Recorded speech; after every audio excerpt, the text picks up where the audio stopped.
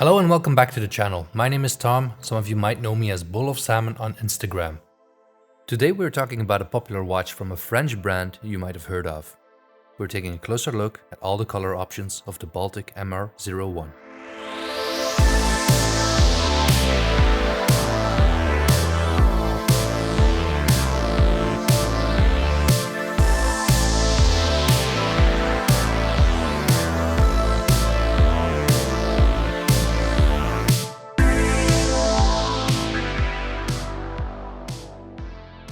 Baltic shouldn't be a stranger to most of you. Ever since the launch on Kickstarter in 2017, they have gone from success to success and quickly became a beloved brand among watch enthusiasts. In 2019, they launched one of their bestsellers, the Aquascaf.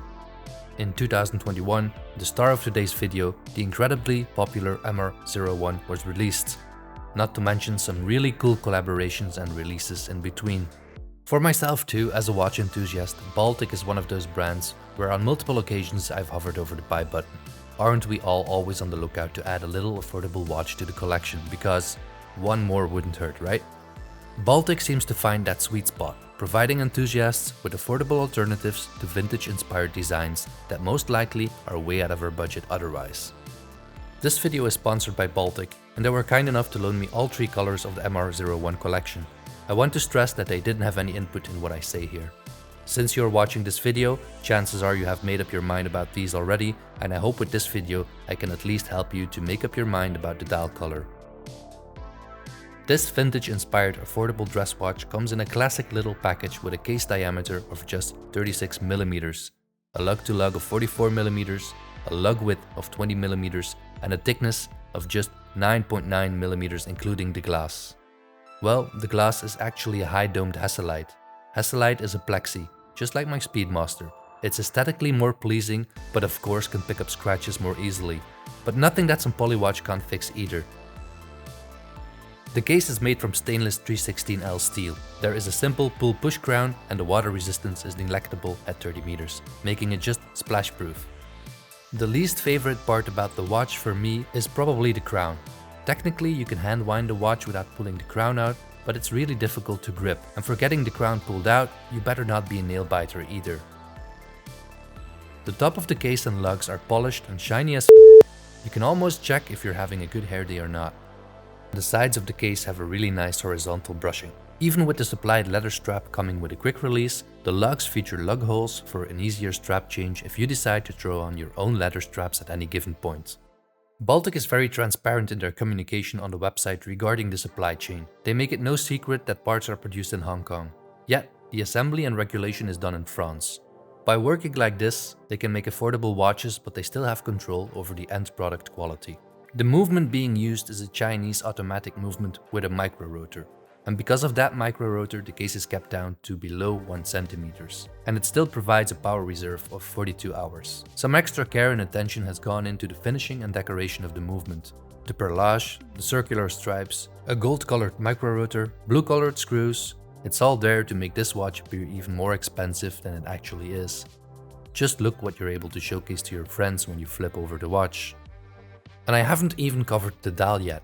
Of course, if you know your watches, this immediately fires off those Calatrava vibes with those big shiny Breguet numerals. Those numerals around the dial are gorgeous, with the 6 and 9 taking a mirrored position across from each other around that off-center subdial. Gone are the days where I fancied all my watches being symmetrical. The guilloche inside that subdial is hard to take notice of unless in hard light conditions, and it shows itself best on the blue dial variant. The railroad track running around the dial shows off a very fine brushing that is most noticeable on the grey dial variant. Faceted leaf-shaped hands are definitely an eye-catcher too and help underline the elegance of this dress watch. At 36mm, this definitely feels like a small watch for me personally, but the proportions of the whole design are bang on. The whole watch just comes alive in some sunlight. The bezel and the numerals start to glinster, the sun catches those textures on the dial, the numerals alternate from light to dark. The guilloche on the subdial and the circular brushings on the railroad track suddenly reveal themselves. And you can just blind someone or start a forest fire with that shiny bezel. The watch currently exists in 3 dial variations. There's blue, silver and salmon. The blue one perhaps being the safest option of the 3. It's not the kind of shouty blue watch, it's more of a powerful darker blue. Due to the contrasting colors, the polished hands and Breguet numerals stand out most on this dial. But the trade-off is that out of the three, this glass will take up the reflections easier because of the darker dial color underneath. Contrary to what my name suggests, the silver might be my favorite dial. On paper the dullest combination, but I really like how well the tone-on-tone works on this watch. And depending on the light conditions, you get these really nice champagne hues. But I can't get around the salmon color, can I? Not always contrasting with my skin tone, but it works wonderfully well with the blue strap. The salmon color is subtle and never overstated. Really, I'm sorry for wasting your time here. I can't help you decide on any of the three. There is no wrong choice in terms of color. I just hope that with supplying this footage I gave you, you have enough options to make up your own mind. So in conclusion, it's great to see watches like this being created for us watch enthusiasts with enough love and care. They look great, and even under macro, they held up well, so I can't fault any of that. It might be a light, dainty feeling watch, but it looks like $1 million, and it has enough in terms of finishing and performance to back up the price point. And I totally understand why these are so desirable and loved by the community. For me personally, I'm more attracted to their diver and chronographs, but that shouldn't stop you from getting one. That's it for today. Thank you for watching. If you enjoy my content, interacting on these videos really helps, and don't forget to hit that subscribe button. See you in the next one. Goodbye.